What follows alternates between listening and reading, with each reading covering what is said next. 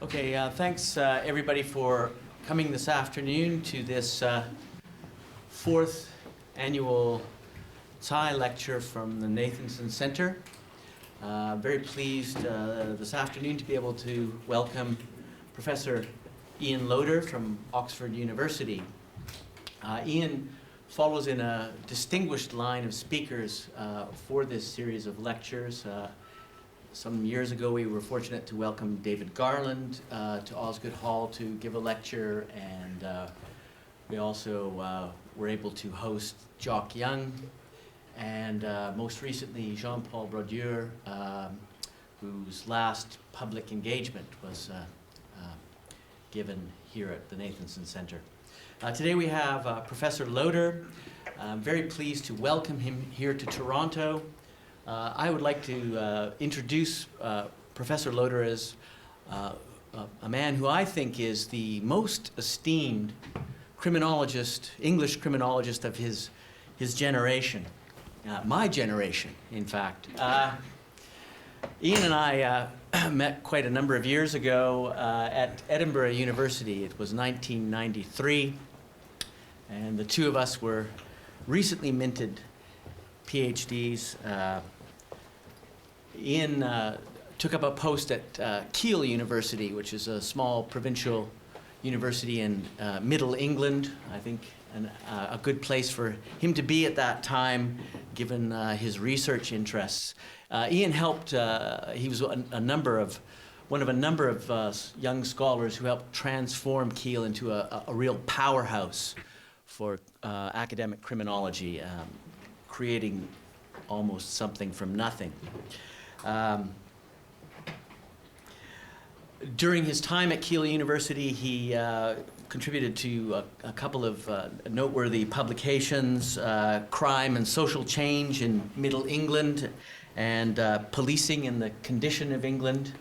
My own interest at that time was transnational, global criminology, and we didn't really have a lot to say to each other because Ian was delving into the local and particular and domestic, and I was swanning off to Brussels. It was in 2005 that Ian took up the chair of criminology at Oxford University, well, I think we academic criminologists owe him a debt of gratitude because in his position as chair of criminology at Oxford and director of the Center for Criminology at Oxford, he's ensured that that university has remained a bastion of thoughtful, philosophical, and theoretical criminology. And I think that's so important in our current time with the rise of crime science, experimental criminology, the test of what works as the gold standard in criminology. The fact that Ian has been able to make sure that Oxford stands for a more thoughtful, philosophical, and theoretical criminology, a criminology that stands on the basis of its second best thoughts, its reflective imagination, is just so important. While at Oxford University, Ian published a couple of, I think, quite important books, most recently with Richard Sparks, a book called Public Criminology, which really speaks to my taste as an academic criminologist wanting to make our understanding of crime, crime control, and crime definition a public issue. Today, Ian will be speaking on the subject of legitimacy, crime control, and democratic politics. And I'd just like to say that I had the pleasure of being a visiting fellow at Oxford last year, and every time I'd go into Ian's office, I was delighted to see books spread out on the floor and on the desks, and none of them were about criminology. They were all political philosophy and very interesting taste in reading. And I just think that I just thought at the time, that's so good that we have somebody who's bringing to our discipline that ability to think at an abstract but nevertheless practical political level. So it's my great pleasure to welcome Ian Loader to speak to us today. So please help me get it in. Okay. Thank you very much, Jim, for that kind introduction. I've just been outed as a criminologist who never reads any criminology, but there we are. Thank you very much also for the invite. I'm delighted to be here, and I hope that I'm able to do justice to the occasion, not least because I've brought a cold with me.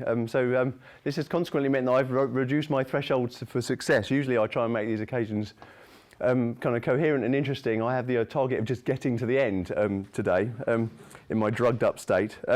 Those of you who are astute will also notice that I've been playing with these. I've just, my eyesight is finally caught up with me, and I've got reading glasses. And the thing I'd never realised in my innocence about reading glasses is if you look in the distance of reading glasses, it's all blurry. So I'm confronted with a choice between having blurry notes and a blurry audience, and I've gone for the blurry audience. So if I dry up halfway through, you'll know what's happened. Right, to business. I'm going to find that. I've chosen as my topic for today's lecture some work that I'm conducting with my long-time co-author Richard Sparks at the University of Edinburgh. So if I occasionally slip into a kind of we, that's the reason why. And I've set myself the task of beginning to answer a question that we left hanging at the end of our book, Public Criminology. In that book, we argued that you can best make coherent and make sense of criminologists' role in public life, the interventions they make into debates outside university, if you think of what they're doing as trying to contribute to a better politics of crime and its regulation. Now, even friendly critics of that book have pointed out that there's barely a mention in it of what we actually thought a better politics of crime and its regulation would look like or could plausibly be enacted. That was a fair-ish point, given that we didn't set out to do that in that particular text. But we have now set ourselves the task of spending the next 2 or 3 years, trying to give some serious and considered thought to what a better politics of crime and its regulation that could have some purchase on the world in which we currently live might look like. My task today, and in the paper on which this lecture draws, is to try and think about the idea of legitimacy and the ways in which it might contribute to that wider task. My objective is to try and recover and explore the importance of legitimacy for criminological analysis, and in particular, to recover the idea that legitimacy is properly thought of as a political construct, and I'll say a bit more about what that means in a minute, with important applications to crime control. Doing this involves trying to steer a path between, or I think more accurately trying to explore the terrain that exists between, two dominant interpretations or dominant stories that have been told about the application of legitimacy to criminal justice in recent years. One of these goes under the label procedural justice. The other we've described as either late modern or neoliberal politicization, and there'll be a bit more about both of those terms in a short while. What exploring the space between those two positions look like, I want to go on and argue, is a closer analysis of the institutional arrangements for debating and deciding upon what criminal justice institutions are called upon to do in particular places. To think about legitimacy and its application to crime in this way is to engage in the study of in a comparative political analysis of the range of institutions that assemble around the crime question in particular places, and also develop a much closer attention than has been evident hitherto to the relationship between legitimacy and the ideals and practices of democracy, both within settled democratic states and in relation to a whole series of new sites of crime control and criminal justice that are emerging in the world today. I want to say a bit more about that later on as well, drawing particularly on the work of the French historian and political theorist Pierre Rossin-Vallon. In conclusion, I want to try and convince you, and by then you will of course have been convinced, that legitimacy has some value as an unfinished ideal in the way in which we think about and imagine criminal justice institutions today. Right. Now, the idea of legitimacy has in fact attracted a great deal of interest in criminal justice scholarship in recent decades and exerted a certain amount of influence. Crudely put, there are two kinds of contributions. The one instigated by the American psychologist Tom Tyler under the heading of procedural justice. The other, which we've given the name late modern or neoliberal politicization, which is a reference principally to the work of David Garland and Loïc Vacon. The work on procedural justice makes it crystal clear why legitimacy should matter to those who are interested in questions of criminal justice. Legitimacy is concerned with the right to govern with acknowledged authority. It is an answer to the political problem of how to justify both political power and obedience. Studying legitimacy is therefore to engage oneself in the analysis of what it is that distinguishes consensual authority from either naked power or dull compulsion. The procedural justice rendition of this problem is to focus particular attention on encounters between police officers and citizens. There's now been some extension of this to other legal authorities. Precisely because those are the moments where the coercive power of the state is potentially deployed against the citizen. Such moments matter, according to Tom Tyler, because they are what he describes as teachable. Every such encounter always communicates an authoritative signal to the subject of it about the nature of the political structure in which they live and about their place as an individual within the existing order of things. But Tyler is also interested, and this kind of matters, and I'll come back to it in a minute, in the question of why people obey the law for other than utilitarian reasons to do with avoiding penalties, short-term costs, and so on and so forth. It's in this context that Tyler and other procedural justice scholars have become interested in questions of procedural fairness. The claim that they make is that people are deeply interested in how they get treated by legal authorities, police officers in particular, in their encounters with them. The argument further runs that certain features of these encounters, whether one gets treated respectfully in ways that affirms one's status, identity and dignity by an officer who is perceived to be open-minded and trustworthy, is enormously important in both generating police legitimacy and in producing compliance with the law for normative rather than instrumental reasons. In other words, compliance because you believe the law, as it were, accords with a serious set of values that you hold. Moreover, the claim is made that these procedural aspects of fairness matter more to people than the outcomes of any particular encounter. In other words, to put it crudely, people are much more concerned with how cops treat them than with the outcome of any particular encounter with a cop in which they find themselves. It has been further argued that these procedural aspects of fairness register particularly among ethnic minority groups, those whose membership and felt sense of belonging to a particular political community is in some sense contested and cannot be taken for granted. These claims have now been supported by a large and impressive amount of empirical work, principally in the US, but now also in the UK and the rest of Europe, and have also shaped a large amount of recent work inside prisons. Now, all this seems to me to be terribly important, and it's no part of my task today to somehow rubbish or undermine the body of work that's now going on under the heading of procedural justice. But I am concerned that the idea of legitimacy is somehow not reduced to questions of fair procedures and process, as if there's somehow that procedures come and exhaust what the idea of legitimacy can do for us. Now, in order to explain why I think that, I need to identify a number of limitations of the procedural justice paradigm. There are four, at least I've only thought of four. Firstly, in a recent paper, Tony Bottoms and Justice Tankaby, it's a recent paper on procedural justice, make an important distinction between power holder and audience legitimacy, and have a number of important things to say about the notion of audience legitimacy. Now, notwithstanding that, the use of that term, one of the striking things about procedural justice is it's not really about audiences at all. Procedural justice is concerned with the legitimacy of those who are actually in direct contact with police authorities and other legal authorities. It therefore has much less to say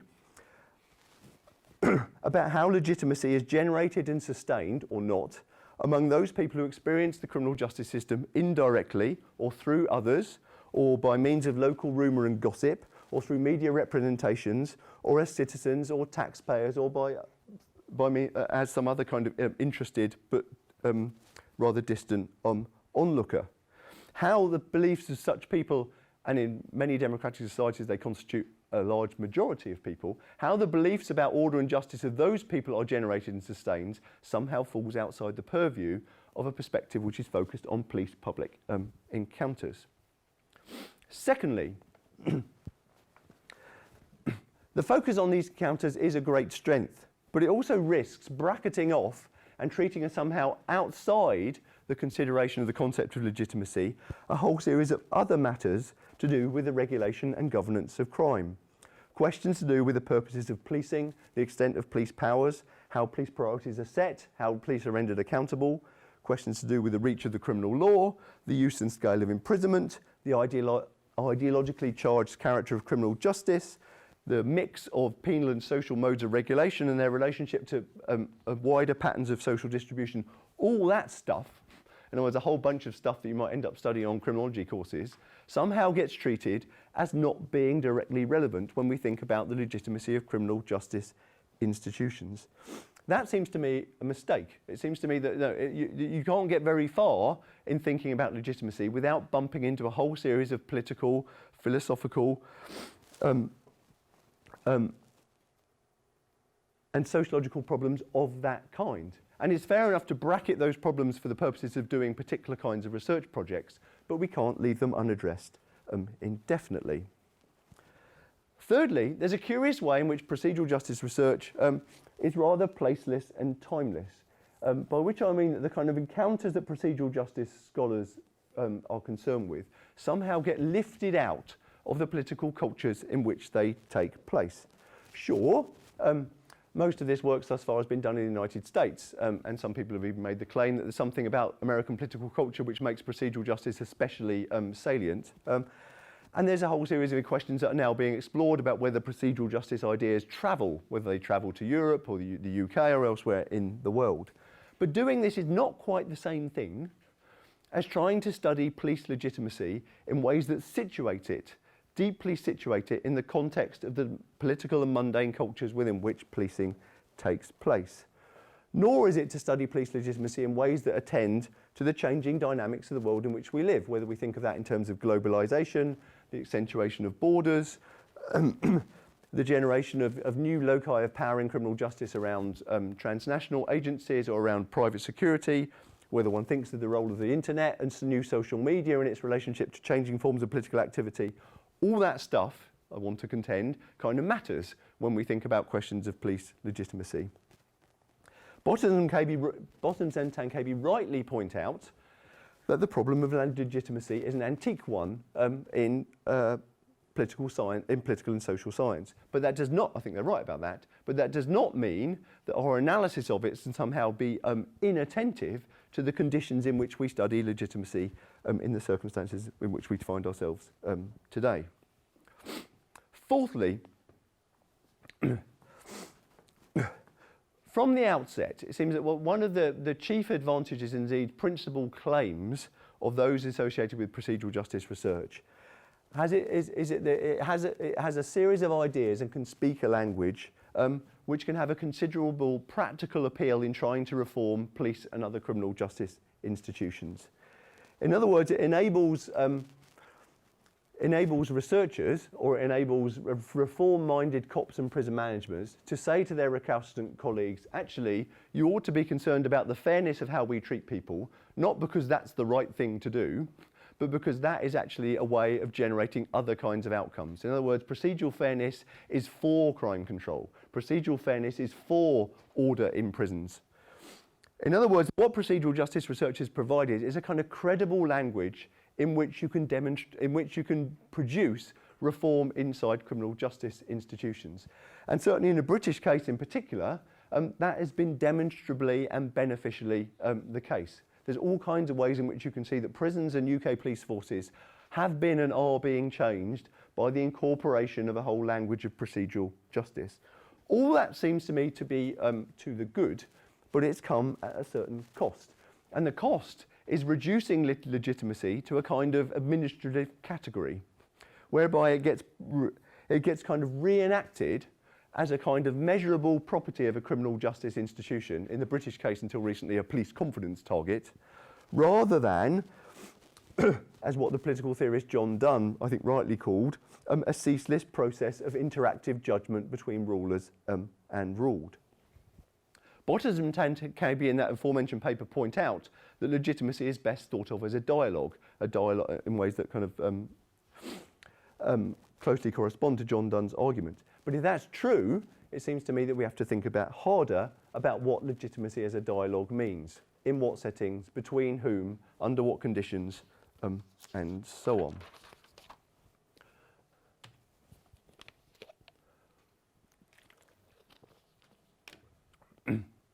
Right. Now, one of the principal virtues of the second position that I want to articulate is that it's thought about questions of legitimacy and crime control in ways that attend to these wider issues. Yeah, you're looking at the right thing. In other words, I refer here to a body of work which is concerned with the kind of heightened intensity of political and governmental activity around questions of crime in many societies in recent decades, and with what Richard Sparks and I in public criminology describe as the heating up of the crime question, and have thought about such matters in relation to the changing terrain and capacities of sovereign government. There are different strands within this broad analysis. On one view, the punitive, and this is largely associated with David Garland, though it's also others. On one view, the punitive turn experienced in many Western societies over recent decades has been associated with a series of changes a series of social, cultural, and technological changes which expose citizens to greater forms of crime risk and insecurity, but also expose the limits of the sovereign state in promising citizens what it promises as its kind of founding claim, i.e. that it can deliver security to them. On this view, politics focused around victims of crime and the intensified interest in the punishment and in particular imprisonment of offenders is an example of the state or of politicians acting out, as Garland puts it, in response to the exposure of their limits to deliver safety and security for citizens. Others, notably the French sociologist Loïc Vacon, think that the motor of change here has been the ascendancy of a neoliberal view of the relationship between economy and society and the global deregulation of market forces. On this view, the penal upsurge experienced in many Western states recently is part of a political project of neoliberalism and is required to stabilise social order in the face of the disturbances that the deregulation of market forces has unleashed. What we are witnessing, according to Vacon, is a kind of transfer of responsibility from what he calls the left hand of the state, its welfarist supportive role, to the right hand of the state, its coercive penal functions, all of which is ideologically justified in terms of a crackdown on what he graphically describes as the gangrene of criminality. Now, for all that there are important differences between Garland and Vacon, and if you get them in the same room, you can have much fun watching them argue out those differences, they share various things in common. And what they share in common is a virtue. And the virtue is that the close attention that this perspective on legitimacy and crime control plays to the fact that crime has in our times become a resource, a political resource for the handling of the legitimation problems of democratic governments. In other words, under the conditions in which people now try to rule, governing through crime, to use Jonathan Simon's phrase, is a tempting way in which fragile and insecure leaders can shore up their political authority. Now, for all that is a virtue, it also seems to me that there are limits to this perspective. The first is the limited attention that many of these scholars, and Nikki Lacey has made this point in particular about Loïc Vacon's work, the limited attention that these scholars pay to the institutional processes that link macroeconomic change and the politics of order in any particular place, and that therefore a lack of attention to the variation in responses to crime in particular political cultures. To put it crudely, for all that the world is now being subject to a kind of a neoliberal unleashing of free markets, the penal projects and punishment policies of Canada are not the same as those of the US. Those of Britain are not the same as those of France, which are different again from Germany and Scandinavia and so on and so forth. In other words, the claim is that this kind of macro argument about neoliberalism or late modernity and its impact on punishment hasn't done a very good job of attending to those national differences. Secondly, one finds in this literature a kind of unwillingness to indicate the kinds of politics and the kinds of institutional configurations that might resolve these crises of legitimacy in ways that are more inclusive and socially just. This is, I think, particularly acute in Vacance's work. Vacance, in terms of the kind of activist edge of what he does, very much concerned with trying to erect what he calls firewalls, which keep the kind of urge to punish at bay and protect certain kinds of institutions which you think are under threat, and rather less concerned with the specification of alternative futures under which we might try and through which we might try and control the penal upsurge which he so graphically describes. Thirdly, I think it's the case that for all in this literature there's much talk and concern and analysis of the legitimation crisis of contemporary Western governments. That legitimacy is not really the explicit focus of this work at all. Indeed, in this kind of analysis, legitimacy takes on a kind of symbolic or epiphenomenal quality and is often only introduced in order for authors to be able to say that legitimacy is somehow impossible to achieve or has somehow to be denied. So what's missing? How might the idea of legitimacy be deployed in alternative ways to illustrate the contemporary politics of crime and punishment? How can we put the idea of legitimacy to use in trying to generate what I've earlier described as a better politics of crime and its regulation? Answering these questions requires, we think, trying to rescue legitimacy as a political concept and trying to alter the starting point from which the analysis of legitimacy is deemed to be important in the study of crime and criminal justice. As I've just said, going back to Tyler, people interested in procedural justice, Tyler foremost upon them, have become interested in legitimacy because they see it as producing better answers to the question of why people comply with the law. Indeed, Tyler's first book back in 1990 was called Why Do People Obey the Law? The alternative frame which we want to give to the term is to say that one reason why criminologists ought to study legitimacy is because it provides one means of thinking about the quality of democratic governance as applied to the field of order and security. Now, if you start thinking about legitimacy like this, it seems to me to focus our attention on the following three sets of questions. Firstly, the institutional architecture of crime control and criminal justice as experienced in different political cultures and places. What kinds of arrangements exist for debating, deliberating and deciding what criminal justice institutions are to do? How are resources distributed by and between them? Is crime considered to be a matter of executive action or administrative expert administration, or is there an active role for public debate and civil society? How is crime distributed as between national and local levels of government, and what difference does this make to the integrity, the efficiency and the accountability of those arrangements? Secondly, we might begin to ask, again in particular places, about the heat of the criminal question, by which we mean is what is considered to be at stake when political actors argue about and think about what to do about crime. Are these considered to be matters of ideological importance, sites in which rival claims to social authority and leadership are at issue? What principles and arguments are in play in contests about crime in particular societies? Finally, refocusing legitimacy in this way gets us to ask about the particular quotient of compulsion that is at play in any particular set of ordering relationships, to ask questions about the reach of the criminal law, about practices of criminalisation, and about the balance that exists between penal and social forms of regulation. In other words, what we're trying to do is to refocus the concern of legitimacy on a series of questions to do with institutional design and responsiveness and accountability and transparency that have to do with the quality of the relationship between the state and the citizen, and that therefore are ultimately political and not just criminological questions. Doing this, it seems to me, also calls for a much closer analysis of the relationship between the question of legitimacy and the practices and ideals of democracy, and gets us to think about the whole range of social institutions that are assembled around the crime question in any particular society and what's at stake in relations between them. Now, it's to that task that I now turn.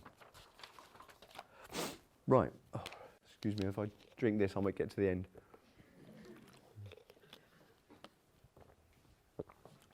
Now, one way into these questions, and it's our way, it's not the only way, you may be able to think of other ways, you may think that they are better ways, but anyway, this is what it's going to look like, and you can shoot it down when I've finished.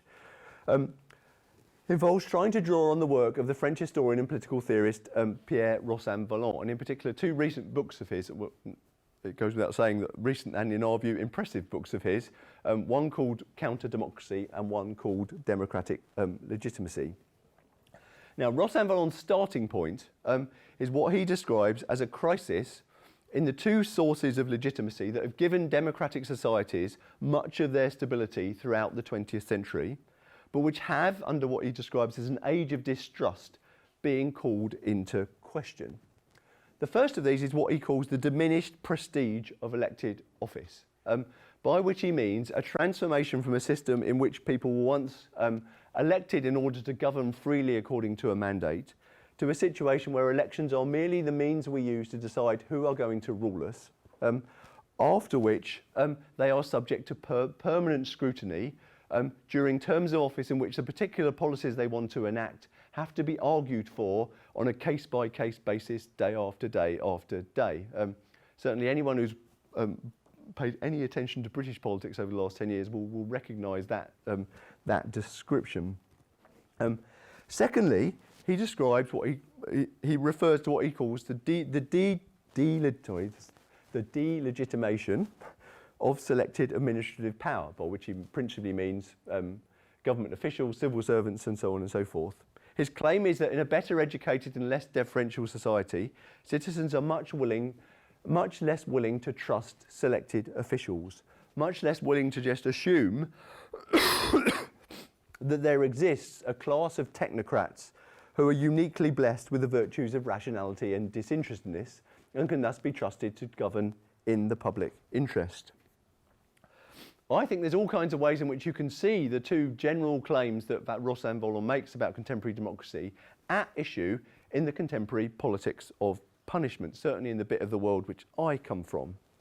The facts that government, as he puts it, have to constantly, day after day, renew their authority helps, I think, to explain why it is that in recent years crime has been such a kind of popular site of policy differentiation, of legislative hyperactivity, and of political theatre.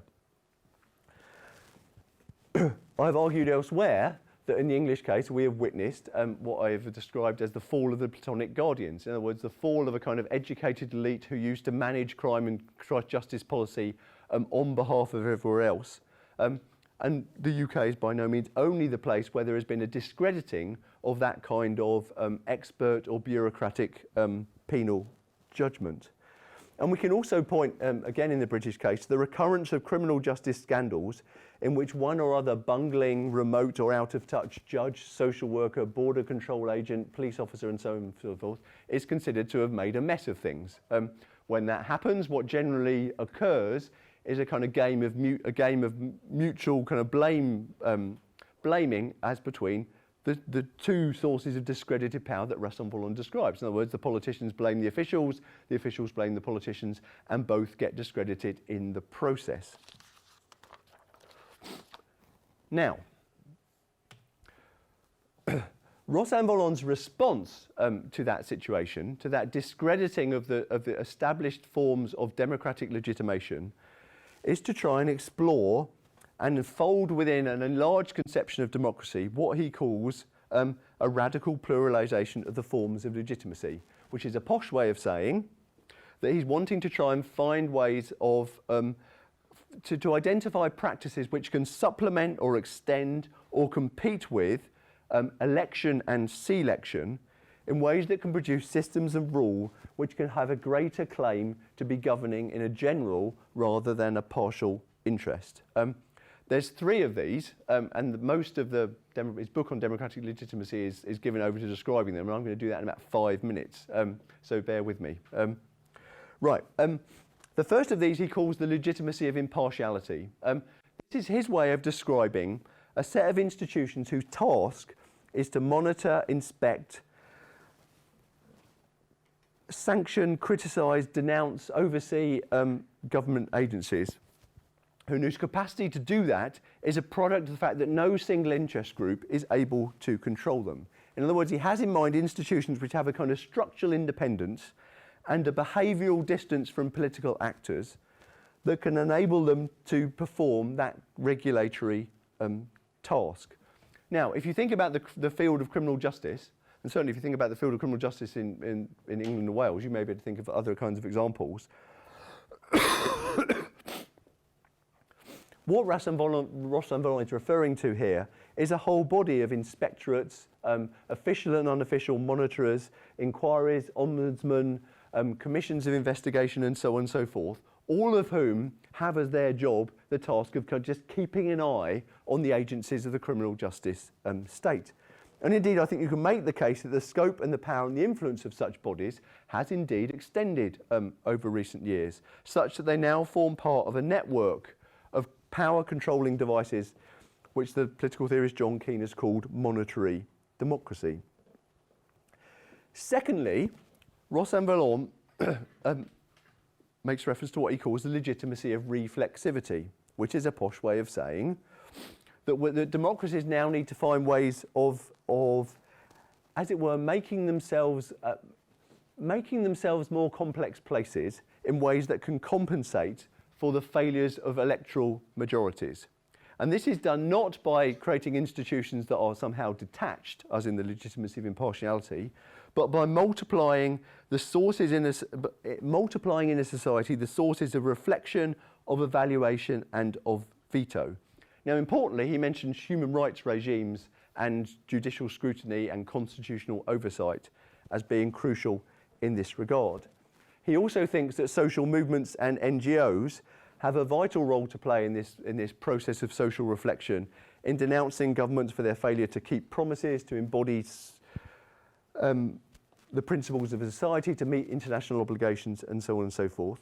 He also thinks there's an important critical role for both the natural and social sciences in this process of social reflection. Ross-en-Volon claims that we've only really scratched the surface in modern democracies of thinking about the ways in which we can bring such processes of reflexivity into the heart of democratic politics. And he has some kind of, I think, rather interesting ideas for how one might do that, which I can talk about in discussion.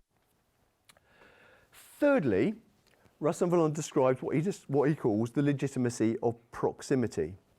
His claim here is that the legitimacy of any government or any institution increasingly nowadays rests on its capacity to attend to the concrete experiences and suffering of particular individuals and to respond to that suffering in ways that display attention, empathy, and compassion.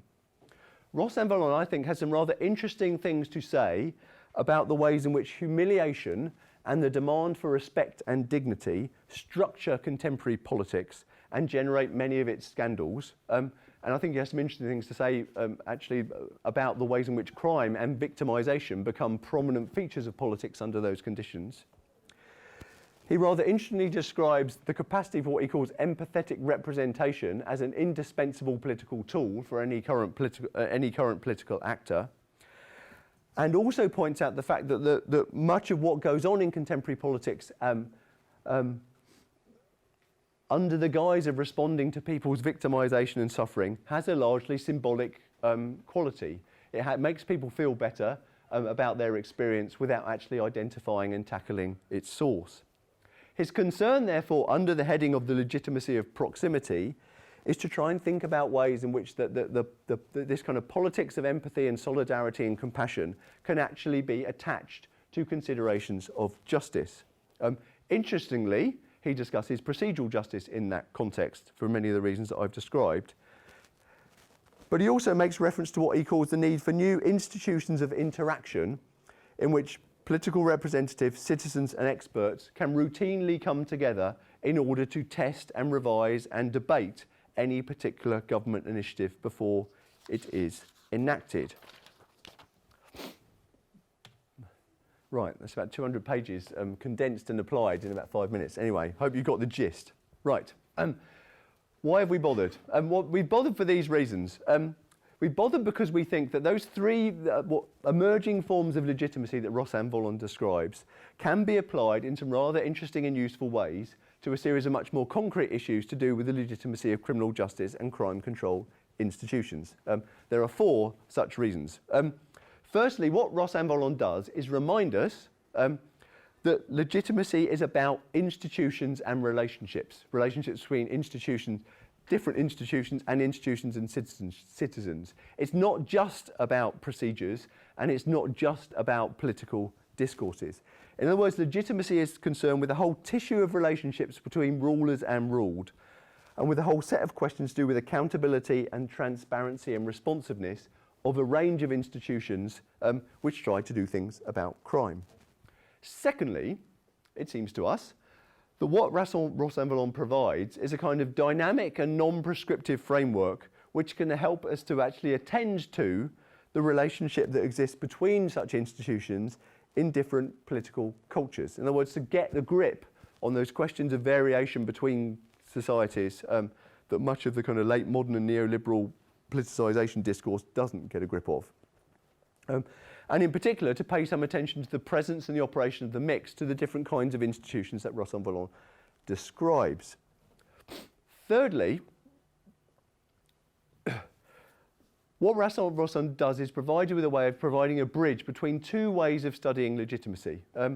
Those who think about legitimacy, both in criminal justice and elsewhere, generally divide between those who think that studying legitimacy is about an empirical inquiry into what people think about institutions that govern over them, whether they be the police, the tax authorities, elected politicians, or so on and so forth. And those people who think that studying legitimacy involves a kind of normative inquiry into whether any particular institution is consistent with a set of political principles that you might generate in order to subject those institutions to a test. In other words, whether they're legal or fair or at the consent of those who rule over and so on and so forth. What seems to me to be important about Ross and Volon is it provides a way of connecting that normative and that empirical dimension of the study of legitimacy. In other words, he asked us to attend very closely to the existing institutions that one finds in any particular society, but as well as to imagine the institutions that might be wholly or entirely absent and might actually require to be created afresh, anew, if the legitimation claims of any particular government are to be met. Finally, and this will involve a detour back into public criminology, it seems to me that what Ross and Volon does is to kind of point out that we don't face a kind of stark choice in responding to the politicisation of crime in recent decades between what we in public criminology call insulationism and what many people fear will be a kind of populism of trying to democratise these things. In other words, the argument is that confronted with a kind of upsurge in punishment that has been a kind of consequence of allowing people greater access to shaping the way in which punishment is criminal justice is done, many people in criminology have argued in recent years that one needs to find ways of insulating criminal justice from the political process in order that you can produce better, more liberal, more moderate outcomes. Others have responded to that, and I must count myself as among some of them, who think that that's both normatively problematic and sociologically untenable. In other words, it's liable to generate the very public anger which we're trying to avoid, and that therefore there's much to be said for trying to find new ways of democratising crime and justice policy. What Ross and Volon, I think, quite interestingly does is to point out that that's not a stark opposition and encourages to think about the mix of institutions, some of which may be insulated from the electoral process, some of which may be much more closely associated with the electoral process through which we govern crime. Now, my wager, and if I didn't think that, I wouldn't have written the paper, is that thinking about the legitimacy in this way provides a way of advancing beyond the claims of both procedural justice and late modern or neoliberal politicisation. But you will have observed that what Ross and Volon is mainly concerned with is the relationship between states and citizens in settled liberal democracies. But the world today is not just full of settled liberal democracies. The world today is full of new and other things. The world today is full of people who are trying to build democratic states and indeed effective and responsive criminal justice systems following periods of armed conflict or authoritarian rule. The world today is one in which people, millions of people, move across borders and settle illegally or legally in societies of which they are not citizens, but non-citizen residents. The world is increasingly full of agencies with responsibilities for crime and justice, which are organised at a transnational scale, whether we're talking about the European Union, or the International Criminal Court, or the Council of Europe, or the various kind of truth commissions that have been set up in Africa following armed conflict. We now live in a world in which commercial actors are increasingly involved in the delivery of policing services and the administration of punishment. We live in a world where much crime control is actually carried out by things, by technology, by CCTV systems, by drones, by sophisticated tracking devices, and so on and so forth. In other words, the world is now full of all that stuff, as it is of states and citizens. Now, to draw attention to all that stuff is not in any way to say that the relationships exist between democratic states and their citizens, or democratic criminal justice systems and those who come into contact with them doesn't matter. But it is to argue that the criminal conversation about legitimacy has to pay attention not just to the how of legitimacy, is it about fair procedures or elections or institutions of impartiality and so on, but following Nancy Fraser, with the who or what of legitimacy.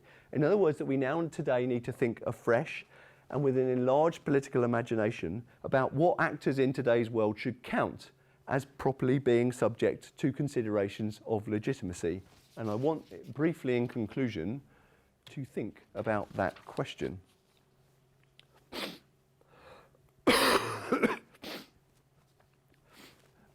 Right, one way of doing this is to drag up a term, a criminological term from the 1970s.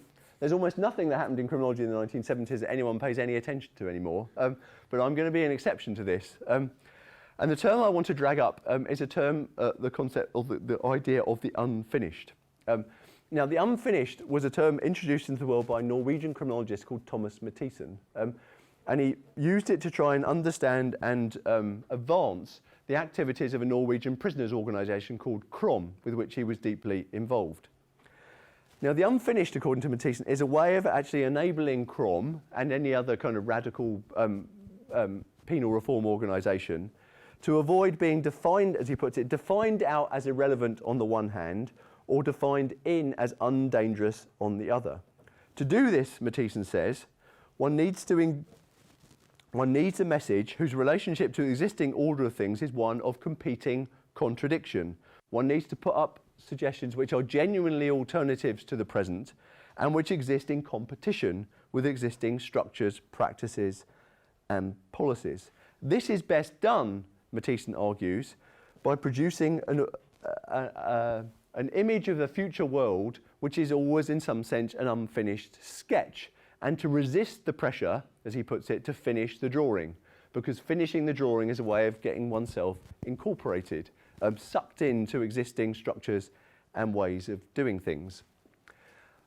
Now, our concerns in this paper are not as immediately political or concerned with prisoners' rights as those of Nathanson writing back in 1973. But the reason I mention this term is because I think there is a quite important family resemblance between what Nathanson has to say about the idea of the unfinished and to what I see as the promise of legitimacy as applied to questions of criminal justice.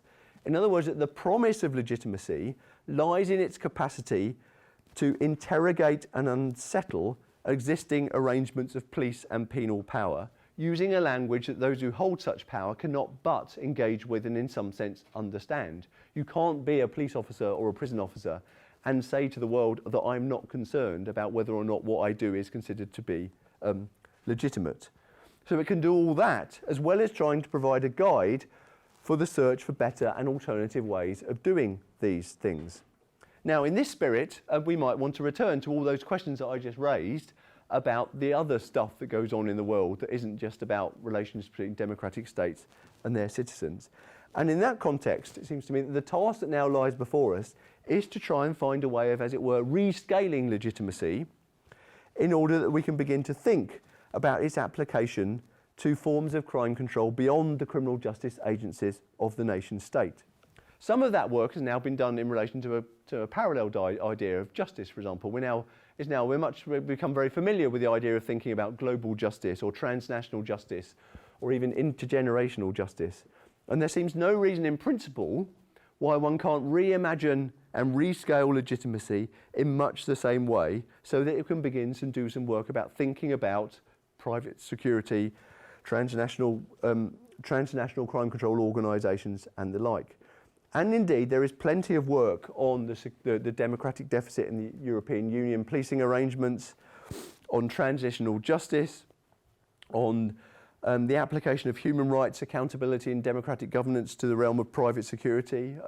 There's a whole body of work in science studies on public involvement in scientific development and technology, all of which it seems to me that could usefully draw upon in a project of trying to connect the understanding of these emerging sites of criminal justice power to considerations of legitimacy. One might even want to begin to think about how Ross and Vallon's three institutions of impartiality, reflexivity and proximity might kind of play out in those non-state settings. Here, as well as in the more established institutions of the criminal justice state, it seems to me that the promise of legitimacy is of the following kind. I was first minded to write this paper precisely because I was both simultaneously pleased and troubled by the way in which legitimacy had, in the place in which I live, started to do real practical work in transforming the agencies and practices of policing in prisons and other criminal justice institutions. In other words, it was a kind of very obvious case of social science research having real effects on the world that we study. That process has had all kinds of benefits, which I can describe to you, but also it seems to me, as I alluded to earlier, comes at a cost. And the cost is of kind of reducing legitimacy to a kind of category of administration rather than the thing that I think it should be. And the thing that I think it should be, and the reason for writing this paper, is to try and remind criminologists that the importance and value of legitimacy lies in its role as both a tool of critical social science and as a future-oriented political ideal, which has a kind of close and inseparable connection to an unfinished and uneven project of trying to roll back the boundaries of unaccountable power, wherever we happen to find it, and roll forward the boundaries of democratic authority. In that context, it's a bit where I need my glasses. The value of legitimacy in that context is both as a kind of a critical resource for analysing actually existing social practices and institutions, and as a kind of frame with which you can engage in grounded theorising about what a better politics of crime and justice might look like and be plausibly enacted. The value of legitimacy in that context is it returns us time and again for trying to think about the gap between the world as it currently is and the world as we might want it to be. For those reasons, it seems to me that legitimacy is a critical and indispensable idea for criminology understood as a civic social science. Thank you.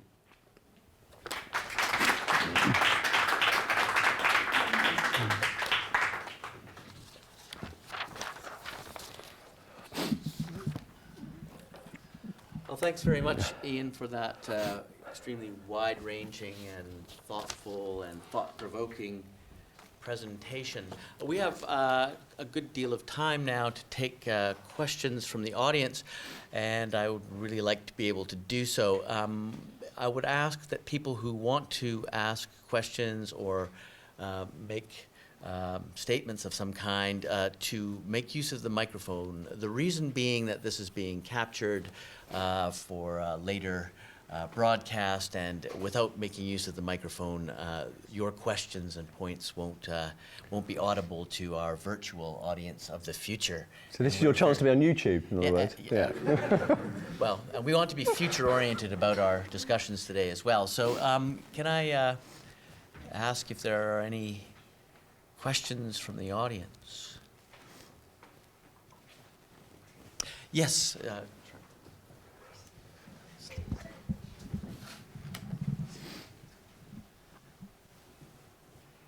First of all, thank you very much, and it was a lot to grasp, and I have to admit it took me 20% of the time actually to try to decode the proper English from the Canadian English.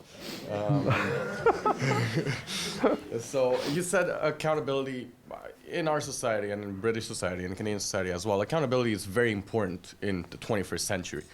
Now, you said that we are trying to roll back some of the unaccountable positions within the criminal justice system. Do you think that can hinder in the way justice is served or the criminal justice system runs if we take some of that unaccountable positions away?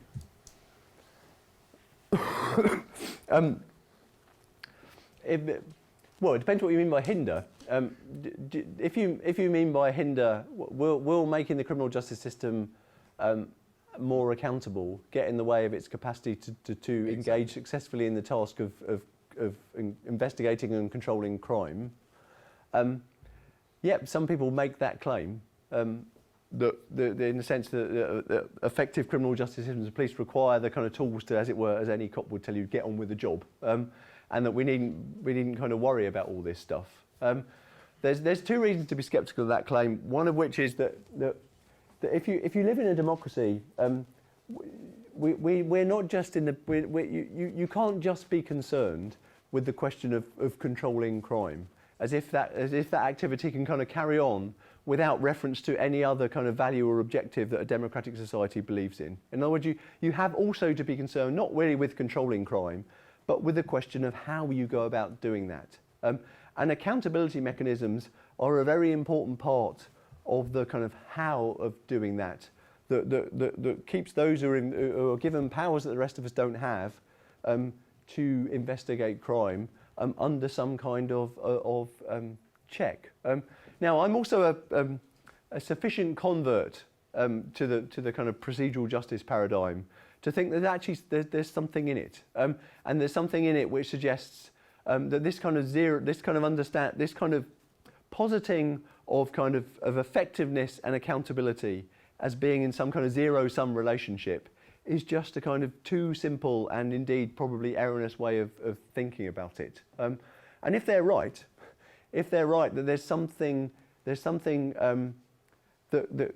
human beings are deeply concerned with how they get treated by legal authorities, in this case police officers, and that being treated respectfully and well and in ways that kind of leave one's dignity and self-respect intact, actually generates a greater tendency to comply with the law, because you think actually that this police force is a kind of representative of a society whose values that I kind of share and believe in, not some kind of alien imposition on me as a person.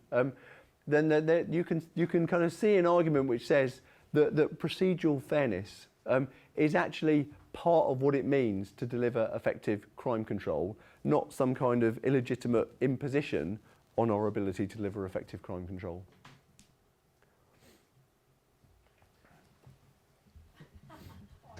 I feel like I'm on Oprah Winfrey. You're doing good, James. Thanks. First of all, thank you very much. It was very interesting. And now, of course, I have to go back and read all of those people whose names I scribbled down, and hopefully we'll have your slides as well. You mentioned your paper, and so this is an ignorant question on my part. Does the paper exist at this time? Is the paper a paper that I should already have read? No. I just got this today. You and somebody are in here, but I don't think that this is the paper. This is Global Crime. It's the November. The paper does exist, but not in a published form. So I can send it to you, but I would be surprised if you managed to read it. Yeah, it was very interesting. Certainly sitting here in Canada and having for months and months and months, if not years, follow the U.S. election, some of the examples you were giving, you could sort of see how that played out. You know, the appeal to Joe the plumber, and sort of how the individualizing of issues that should never have had really to do with Joe the plumber, that kind of stuff. So all of that was very interesting. And as you probably are aware, we have what one would have to call a right-wing government that really has used the tool of crime control politically to seemingly great advantage as well. So all of that was very interesting. I guess one of the things that sort of alarmed me, because I hadn't thought about it in that way, in some of our what is called around Toronto our 13 prioritized communities, which are marginalized communities, which now the police have sort of targeted and they saturate, and there's this thing called TAVIS that goes sort of roaring through them. We would be satisfied at this point of time if they would even just pretend to be civil, like if they would, even though the cost, I now realize what you're meaning, that there's a gap between sort of getting that, convincing the police that it's to their advantage to be nice.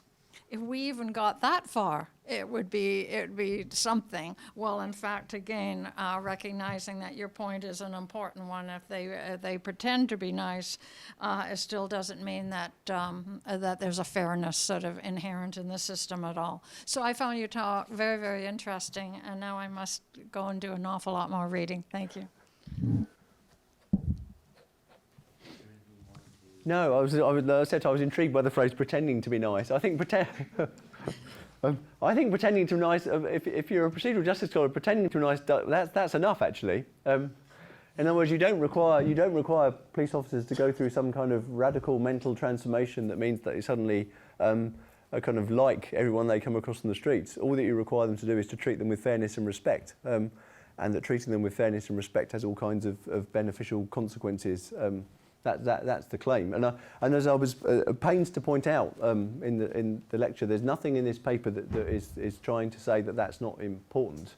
Our concern is just that kind of by default, the conversation about legitimacy in criminology has become a conversation about procedural justice, and I think procedural justice is very important, but it's not the whole story. And the purpose of this paper is to try and just get onto the agenda a series of other kind of questions that are at issue when we think about how to respond to crime, which can be illuminated by the concept of legitimacy, but that's not currently happening, at least not to the degree which one might like. It's very interesting. Thank you.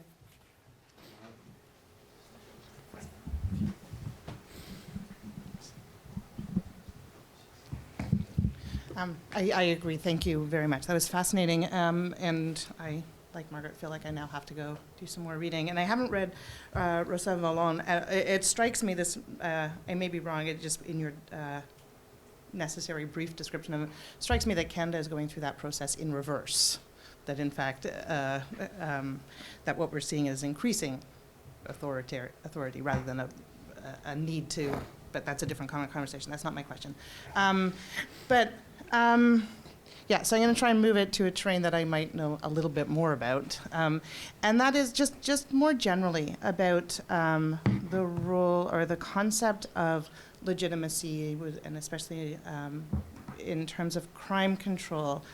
I'm reminded of some of the work by Doug Hay when he was doing some writing on the word and the silence. I don't know if that's work that some of the work, and he was responding to Robert Cover about the violence of the law. And his general point, just for people who may not have read it, is that the law operates at two levels. That there's the law operates as the word. These are the public representations of law, by which we come to know the law that's celebrated in various forms on television and in public proclamation and things like Supreme Court announcements that speaks to the very noble parts of law's aims. And then there is what he calls low law, which he says is a violent form of law that most people, that it's a much more coercive, gritty, not very noble form of law. And that's the law that most people encounter in their day-to-day interactions, and especially when you go to court and dealings with police. And that these two laws operate simultaneously, and that low law exists sort of in the silence of the word, or under cover of the word. So law has these two simultaneous characters.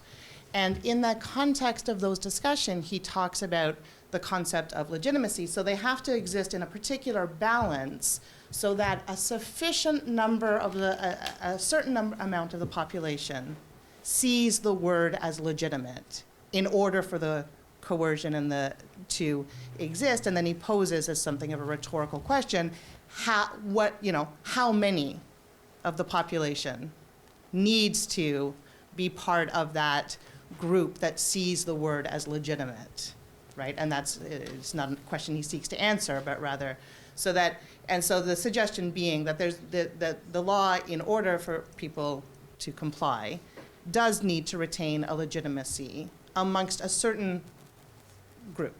And that seems evident, for example, in these, hot spots that the police target, where clearly the law does not have the same kind of legitimacy that it does to those who would, who support increases to police budgets or whatever, right? There's two. So I'm not phrasing this very well as a question, but sort of just as an idea. So when you're speaking about legitimacy, to whom, I guess, the question is, to whom and how would the law need to appear legitimate for us to be able to think of it as meeting these sort of more democratic impulses? Yeah, no, I think I think the to whom question is very interesting, and raises a whole series of issues. But let me. When you were talking, I thought about a concrete case, and the concrete case is the police use of stop and search. And the police use, when I thought of this, we were describing the relationship between law as word and low law, because stop and search exists very much exist at both these levels. And let's try and think through the parameters of stop and search through the lens of legitimacy. Now, it strikes me that one of the things about the debate about stop and search in England and Wales, and we've been debating stop and search in England and Wales for 30 years, and it never goes away, is that this is a police practice which routinely appears to be ineffective if your measure of effectiveness is what's the kind of translation rate between stops and searches and either finding the thing you're looking for, drugs,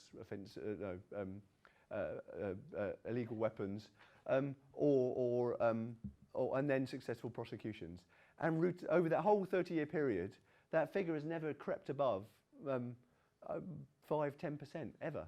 And even, the Metropolitan Police recently carried out a kind of targeted, supposedly intelligence-led, targeted stop and search operation against knife crime in London, and still didn't manage to get that figure above about 15%. And you have to ask yourself in that context, why do the police persist in using stop and search as a crime control tactic when it has such poor instrumental results and generates a huge amount of ill feeling among the minority populations who are generally the targets of stop and search? So one question you can ask is, well, actually, the police could do an awful lot for their legitimacy if they just gave it up. But if you ever point this out to a police officer, they throw their hands up in horror at the prospect of not being able to use stop and search as a legitimate technique, and for a reason that I think is actually not publicly sayable. And the not publicly sayable reason is that stop and search is the vehicle we use for reminding choose your word here, for the scroats, the disreputable, that we're in charge. And it's the mechanism that we use to keep control of the streets. And we often use it in ways that aren't necessarily abide by the law. And that can never be, and understood like that, actually, the power to stop and search becomes a bit like a police power in the Marcus Dubber sense of this term. The government's power to do what is required to keep general order, to which Dubber wants to say considerations of legitimacy don't properly apply. Now, so confronted with that situation, the notion of legitimacy kicks in a number of ways. One of which is to say that the police think among a certain section of the community, they're onto something with this. Because there are a certain section of the community who are a kind of audience for policing, who think that using stop and search in this way is actually a pretty good thing because it's keeping control of the streets, it's keeping crime down, and I don't much care whether this is how legal this practice is.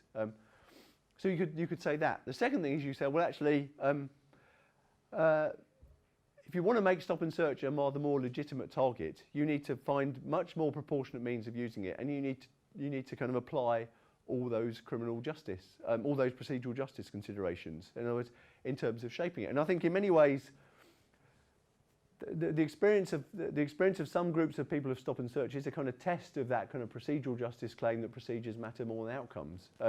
Because the point in which I don't really kind of get that is that no, if you're routinely being, if you're a kind of black kid in South London who is stopped every time you leave the house by a copper, I don't think it really matters if they're very nice to you and call you sir, if that's just happening day after day after day, because the mere pattern suggests a certain kind of disrespect, even if you're being treated hellishly politely every time an officer stops you. The other thing you could do, and this is to bring into the open what I think currently remains a bit of a secret. In other words, to actually actively debate the claim that police officers secretly make is actually, this is our tool that we use to keep control of the streets. And actually, why don't we just be upfront about that and have a kind of an informed and inclusive conversation about whether we want the police to have that kind of power in a democracy. And I think one of the most disturbing things about stop and search, as it's currently the politics of it, is that no one has that discussion, because no one's prepared to utter the truth about why stop and search matters for policing. Is there someone else who wants to ask a question? I don't want to monopolize. Oh, well, Follow up, yeah. So, because my second question was going to be about the politics of affect, right, in all of this as well. Because my sense is people do know that, right? That know that police use this to keep certain populations, and some people take great pleasure in that. Mm-hmm. I mean, in my daughter's daycare, which is hardly in one of these targeted neighborhoods, it's in a quite Tony neighborhood, on the door to her daycare the other day appeared the graffiti underneath the sign for the daycare was perfect juxtaposition, police equal legal gang, right? So my sense is people do know this. They either are attracted to it or they are opposed to it, but they're actually I think people do know that's why police do this, and not just in the neighborhoods in which it occurs, although obviously that it's more vibrant. So my other question was also going to be about the politics of affect and emotion in this scheme as well. And you talked about, the legitimacy of proximity and attending to sort of symbolic harms, and also, and you mentioned it also in the context of populism and wanting to move beyond sort of the notion of populism and people being ruled by their emotions. But as you probably I'm thinking in particular, I don't know if you've seen Mike Mopas and Don Moore's, they have a recent piece in Critical Criminology that responds to the public criminology, and talking about, in trying to do public criminology in their context, how much the politics of emotion were important to their ability to speak to people, even in the context of trying to say, okay, what would a legitimate democratic response be to, in their case, it was a series of sexual assaults on campus, which would be, pertinent here as well. So it does seems to me to also raise this politics. What role does feelings play in the production of a political legitimacy?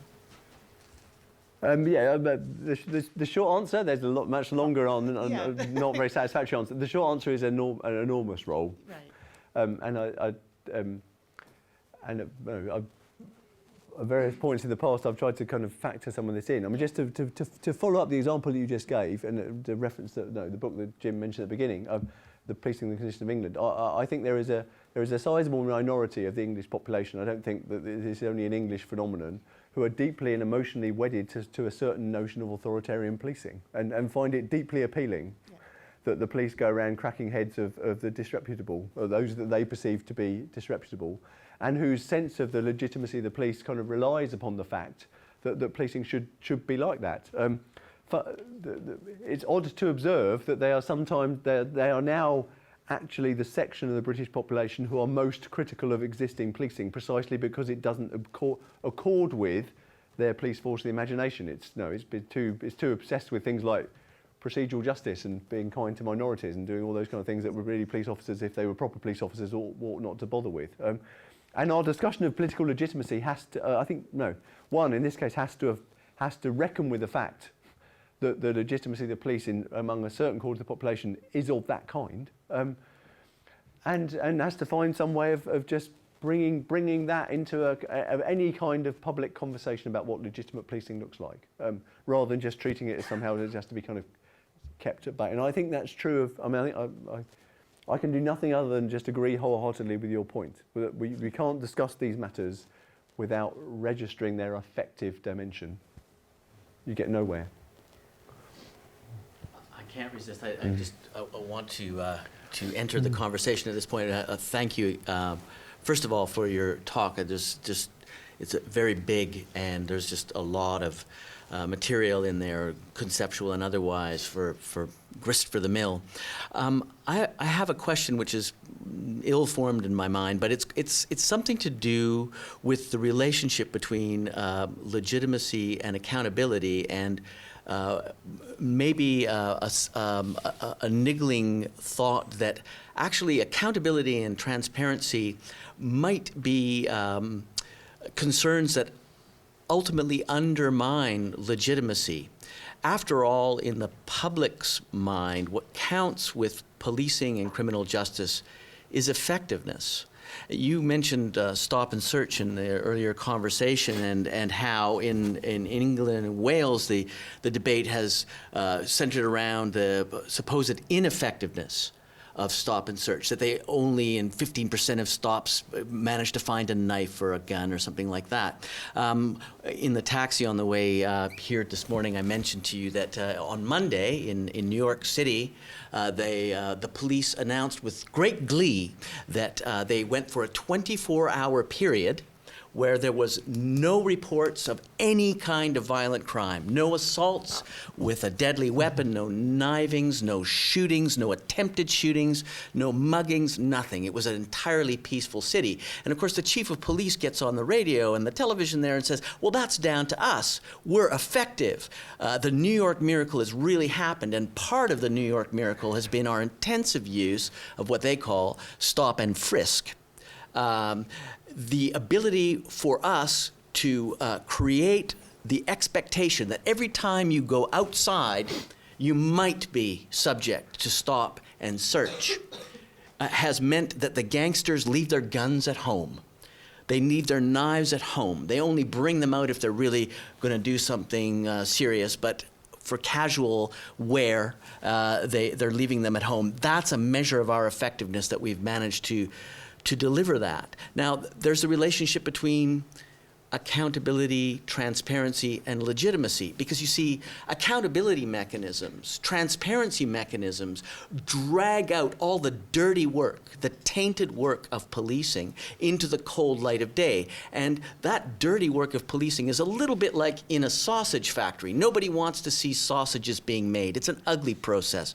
But everybody wants to have a delicious sausage, well, except you. I know you're a vegetarian. I don't eat sausages. But people want to have the delicious sausage on their plate. They don't want to have to look at the process that delivered it. People want to have a peaceable New York City, but they don't want to have to look at the ugly, tainted work that policing entails. And by making it transparent, by making them be accountable and so forth, we're making all that tainted work transparent, which undermines legitimacy in spite of any effectiveness that might be being delivered. And so the New York miracle consists in being able to keep the dirty work largely hidden behind the technological promise of CompStat and intelligence-led policing and so forth.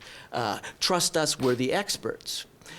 And in your talk, you mentioned the blame game that goes on between the elected and the selected around the politics of the New York miracle and zero-tolerance policing in New York. We had the mayor, the elected, competing with the chief of police, the selected, for credit. Giuliani is traveling the globe selling the New York miracle. Bratton is traveling the globe selling the New York miracle. An elected official, a selected expert, technocratic member of the technocratic elite. They're not blaming each other. They're competing over the credit for delivering an effective policing solution to the problem of living in a high crime society. So, sorry, a lot of things in there, but I hope that sort of engages with some of the themes that you brought up in your talk. Well, there's all sorts of things I could say. Let me just say one or two. Firstly, I think you're right if you intended to say this. I mean, it would be an odd discussion, or no, let's stick to police. It's an odd discussion of police legitimacy that made no reference at all to the question of whether or not the police were effective in keeping levels of crime under control. That's clearly true. It also seems to me an odd account of policing that thinks that there's nothing that the police can do to reduce levels of crime. That somehow it's all produced by kind of other kind of non-police factors. At the same time, the kind of deterrence model of policing which you just described, it's because we're on the streets and because there's lots of us, it's kind of keeping all the bad guys at home it's the very model of policing which the kind of procedural justice literature is trying to get away from. Because if you think about crime control in those terms, it's kind of tied to a form of power which doesn't actually require legitimacy. It just requires more and more officers with more and more powers and more kit at their disposal, on the assumption that as long as you have more of that will produce deterrent effects. Now, one, I think that's empirically dubious as a claim about the world, and secondly, it requires the continuous mobilisation of more and more of those resources.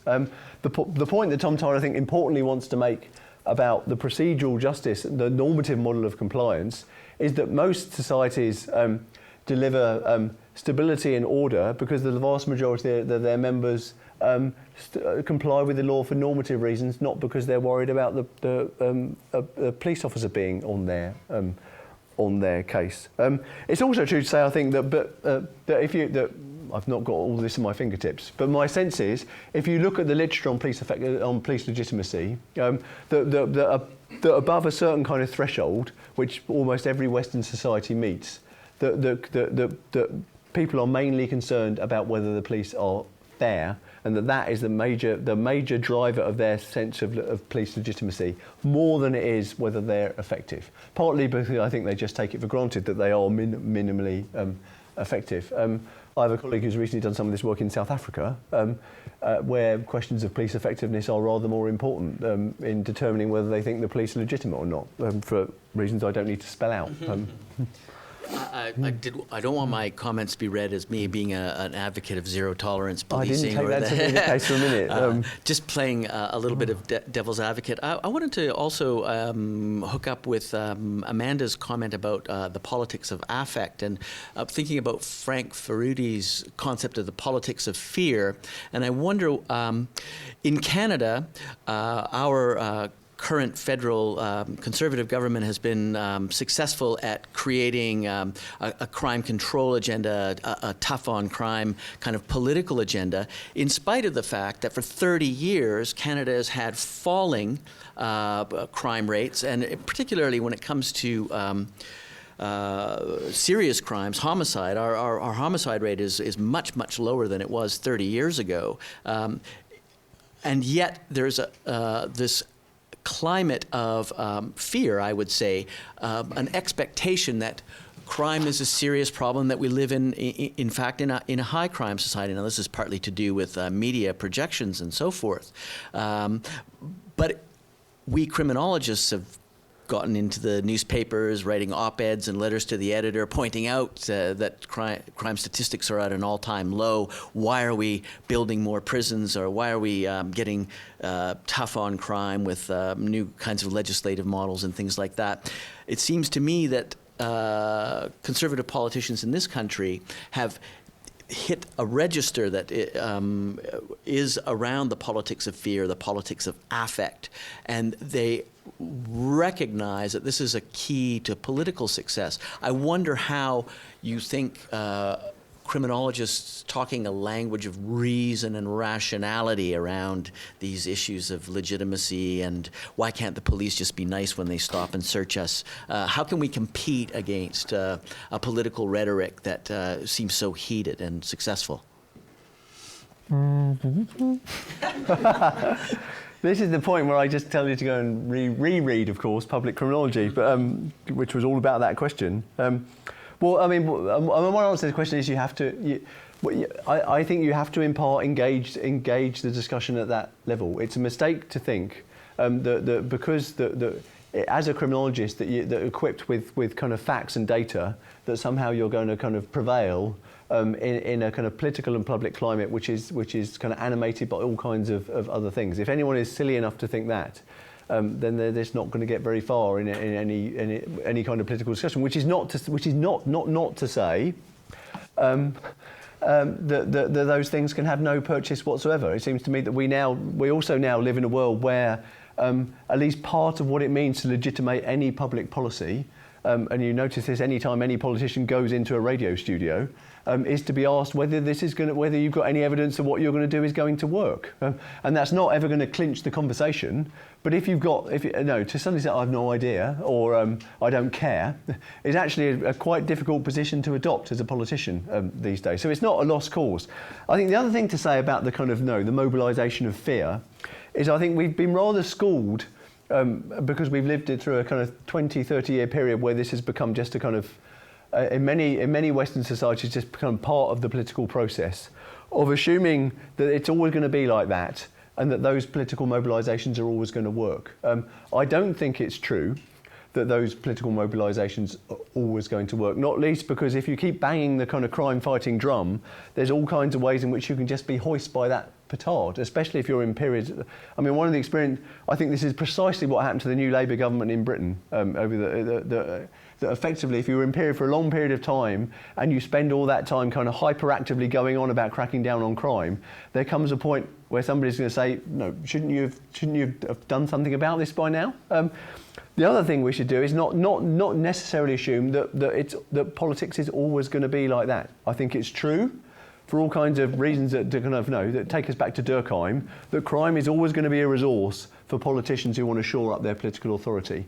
But that doesn't mean that it's always going to be a resource upon which they draw. We've just gone through the second successive American presidential election where both the candidates said I think in this case, and I observed it from afar, said next to nothing about crime during the whole campaign. And that's partly because people are worried about other things like jobs and healthcare. And it's partly because, I mean, we mustn't forget that crime in most Western societies has been going down for about 20 years now. And if that is in any sense a real phenomenon, rather than just a kind of a mechanism produced by kind of counting, then there does come a point where people just notice that.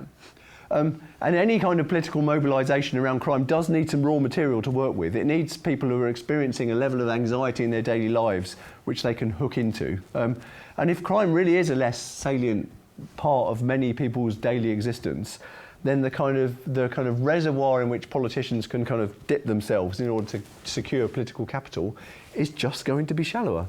Sorry, I said something in the middle of that which you may have taken exception to. It's very interesting you said that. Mind you, I have 20 years behind you of reading to catch up, but I used to think the same way until for the last couple of weeks, our university decided to send us mass emails whenever an assault or whatever happens on campus. So we're inundated with emails almost on a daily basis of something happening on campus. So to my surprise, I saw last week I was invited to a Facebook group that called for a protest, a rally around York to buff up security to do something about the massive crime spree York is witnessing. So I felt it was my duty as a criminologist criminologist wanting to be, finishing in April. I felt it was my duty to respond. So I said, look, we have 50,000 students and we had 4 incidents in a week.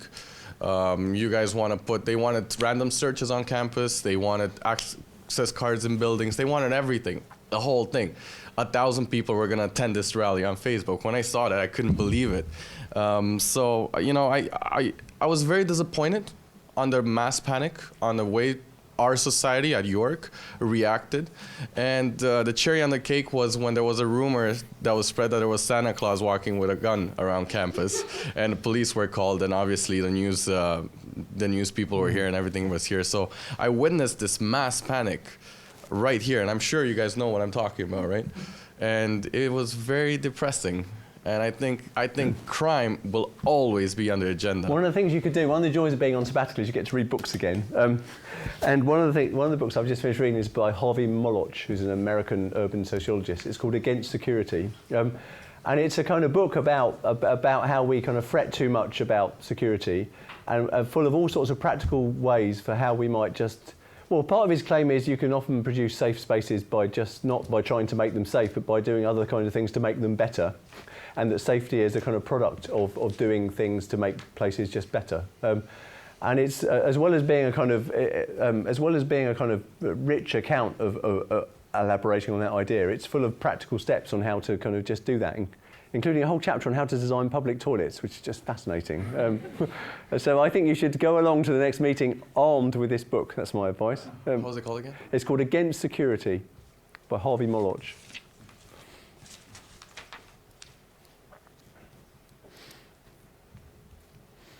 Yes, over there.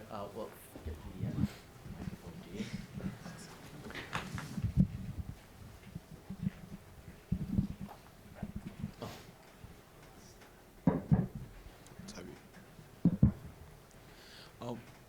I have a quick question about the relationship that you have between legitimacy and what the police does, right?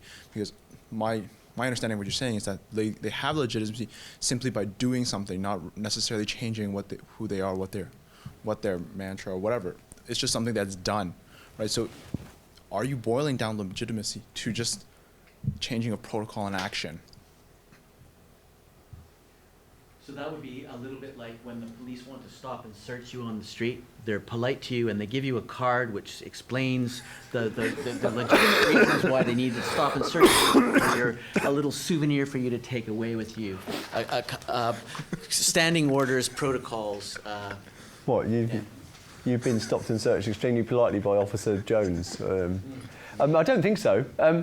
No, in fact, I think my point was to say that legitimacy is a multi-dimensional idea that requires much more than that. And one of the ways you can think about police legitimacy, I think a certain amount of police legitimacy actually flows from the fact that they exist at all, and that people are just prepared to kind of trust in the idea that there is a kind of an institution out there is responsible for kind of just reproducing kind of orderly social relations, irrespective of what they actually do. But what they do kind of matters. And no, I think that the procedural justice story is one part of what is required to generate legitimate policing in a democracy. But part of what I mean, not just part, the whole burden of what I wanted to say is about other things at all. So we can also. You can also generate that legitimacy by putting in place a whole series of mechanisms and institutions who just keep regular tabs on what officers do and make them responsive and transparent and accountable. We can make the police legitimate, as we've just tried to do in England and Wales, by electing people to a political office to determine how they spend their money and what their priorities are. You make the police legitimate by thinking about ways in which you can engage citizens in ongoing discussion about local crime priorities. There's a whole mix of things, some of which are themselves checks and balances against each other, through which you can seek to produce legitimate policing. And understanding, of course, that legitimate policing is, or any kind of legitimate, it's not an all or nothing affair. Institutions are not either legitimate or illegitimate.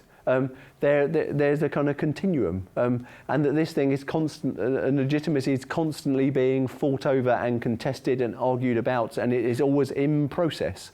And in a sense, I think part of the value of legitimacy as an idea is it becomes a way of intervening in that kind of constant.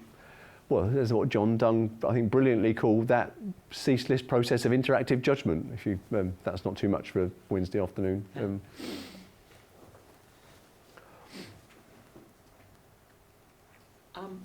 Can I ask a question, which is this? He had his hand up. Oh, I'm sorry, Bram. I'll no. I was just gonna keep the conversation ball rolling.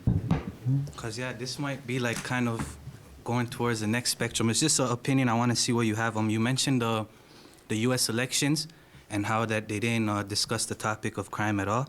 So I was wondering what stance you were taking on that. Was it a one like, okay, politicians aren't always trying to exploit crime for political expediency, or is it like this, or does it concern you like it kind of concerns me, like that they have that they have convinced society that they are in fact legitimate and there are no problems in regards to crime control and law enforcement, and that the deviant acts and the illegitimacy that does occur within law enforcement is kind of turned into a norm, that society's not worried about it anymore. Does it not concern you that crime was not brought up within the political debates, or do you look at it as a positive manner, like, okay, so politicians don't always regard political expediency, they actually care? Right. No, I think that's a brilliant question, and I think the answer is I think I think it's concerning, and I think it's concerning for this. Well, let me say this: that there are some people who wouldn't take that view. In other words, that having been confronted by 3 decades of politicians seemingly making kind of cheap political capital out of kind of a certain kind of repertoire of law and order policies, which has resulted in the American case of 2 million American citizens being in prison, that they think there's something to be said for just kind of getting this topic out of the political arena and kind of producing a level of political indifference around crime, which the hope is can create a space into which kind of experts and bureaucrats and kind of people who are equipped and trained to do the right thing can kind of re-enter in order to try and affect kind of change by stealth. No, you can do a whole series of good things and no one will really notice. If you look around the world, there is a certain amount of evidence that kind of backs that up. So Michael Tomry is, in a recent kind of survey of these things, has pointed out that most of the countries in the world which punish mildly and have smaller prison systems are generally those countries where crime has not been politicised and where questions of crime and punishment are largely left to experts and bureaucrats. I mean, Finland's an obvious case in point. I went to Finland and I met the 8 people who run the Finnish penal system. And they'll reliably tell you that the Finnish people aren't very interested in punishment and they're quite happy to leave it to us. And as a consequence of that, Finland has a small and not especially excessive and damaging penal system.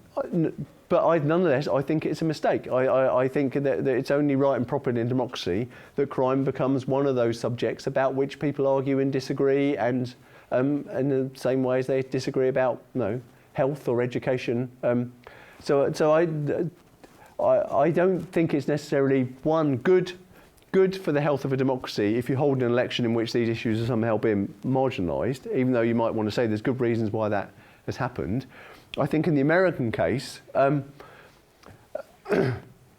the consequence of it falling off the political radar is there's a whole series of kind of ongoing problems, not least America's kind of off-the-scale imprisonment rate, which is just no longer kind of subject, at least to national political debate, though it is, interestingly, to local political debate. I mean, it's interesting to observe, for instance, the Californian people have just voted to make some kind of mild dent in its 3 strikes and you're out penal policy, largely because they all recognise, I think, that they haven't got the state's bankrupt and they haven't got the money to afford to send so many people to prison. So sorry, that was a long way of saying, I don't take it to be a good thing when I don't take it to be a good thing when politicians stop talking about crime, which is why, in a sense, the project that Richard and I are involved in, we very deliberately describe as trying to construct a better politics of crime. And the word politics is in there for an important reason. It's not trying to say you can only produce a better politics of crime by taking politics out of crime as a public issue. Just, and sorry, and maybe you were just now saying this, but sort of back to the U.S. and why the issue of crime wasn't. I mean, I guess my thinking was that it wasn't because of how dangerous it would be sort of for both candidates. For Obama to raise it, somehow he'd have to be dealing with the fact that the prisons were full of black males, and to suggest then that was a bad thing and that therefore something had to be done, then he's going to, it's like in the States, it wouldn't be just crime on crime control. It would get him right into the middle of immigration and, black politics and racism and It just seemed to me that it was maybe those kinds of factors that kept them both, both away. If Romney started to talk about it, well then, again, he'd fear, as fortunately he did, lose the minority vote because the prison in the States is so racialized. I don't know. Yeah, no, I don't feel I've got any kind of, I'm not privy to any kind of fantastic explanation of why this is the case, or indeed whether that was kind of mirrored in kind of Senate races. And we should remember that crime policy is a kind of state, not principally a state, not a federal responsibility. My American political science friend just tells me that really crime has fallen off the political agenda when it comes to races, when it comes to kind of races for electoral office. I mean, in ways that suggest that whatever else you think of this, we've come a long way since the days of Willie Horton and the kind of trashing of Dukakis for letting out black rapists. And there may be, I think, there may be advantages to that. And there is a certain kind of public discourse around political discourse about crime which is no longer taking place. There are also costs, and I think there's a complicated story to be told about why it's become either not expedient or actually quite difficult for candidates for presidential office in the States now to find a way of talking about questions of crime and punishment. They certainly learned their lesson around anything to do with rape anyways. Or gun control. They were members of the public beseeched them to say something meaningful about it, and they dodged the bullet, so to speak. I have a question about the endless dialogue of legitimacy that you spoke about, and I'm wondering what your view is about the place of the occupational subculture of the police themselves as participants in that endless dialogue. And just to connect it with the discussion that we've just had, perhaps it's the case that the worldview of that police subculture has become a generally accepted cultural point of view. After all, the police subculture has the ability to broadcast its point of view through entertainment media. The success of television shows like The Wire and police procedurals like CSI, as fictionalized and fantastical as they are, and maybe it's important also to think about ways of engaging with that cultural construction of the problem of crime definition, and crime control in this dialogue of legitimacy. Yeah. Well, what do I think about that? Yeah, and I think it's important. I think it's important to do that. I think that the police voice can sometimes be a kind of participant in this discussion in the ways that you describe. Having said that, I'd say two things. One, I think it's maybe this isn't so true here. It's certainly true in England and Wales. I think that it's no longer so easy just to talk about police culture in the singular, or to talk about a kind of police voice in discussions about policing in the singular. Not only because there's a kind of well-known distinction between what senior officers say and what rank and file officers say, but even at the rank and file level. There's all kinds of ways in which the kind of identity of a police officer and the kind of police voice in public discussions has been kind of fractured around lines of gender, around race, around sexuality. So there's a much more complicated input of police officers into some of these discussions. I also think it's the case that there's. If you think about legitimacy as a conversation, there's all kinds of ways in which you want police officers to be part of that conversation.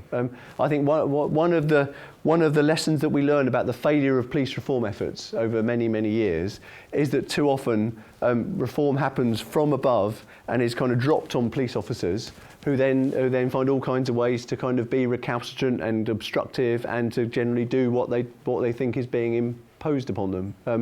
There's now a quite interesting body of work associated with people like David Slansky, which is kind of interested in questions of reforming the police from the bottom up, and trying to find ways of treating police officers as a resource for change rather than just as an obstacle to it, which my view is there's a certain amount of mileage in trying to travel down that road. Right, I see that by the clock on the wall that our time is very nearly up, so I would just like to wrap things up by asking members present to give a warm round of applause and thanks to... Thank you.